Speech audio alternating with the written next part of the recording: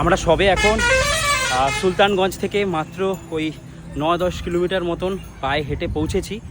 এখানে একটা বোর্ডে লেখা ছিল যে এখনও 90 কিলোমিটার মতন পথ বাকি প্রায়। তো কোনো জায়গায় লেখা আছে 90, কোনো জায়গায় লেখা 100। তো আপাতত এইভাবে হাঁটতে হাঁটতে যাচ্ছি। রাস্তায় কিন্তু খুব সুন্দর, মানে রাস্তায় দেখো পুরো ছায়ার মধ্যে দিয়ে কিন্তু আমরা যাব, কোথাও ছায়া কোথাও রোদ।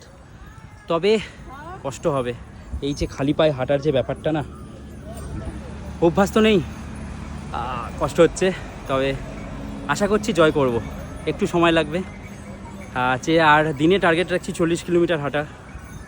দেখা যাক কতক্ষণে পৌঁছোই। বলবাম বলে আপাতত বেরোই। পুরো ভিডিও তোমরা ইউটিউবে দেখতে পাবে আর ইনস্টাগ্রামে ফলো করে দিও। টাটা। আর মহাদেব অবস্থা খুব খারাপ, এ দেখো টাটা দেবে ভিডিওটা।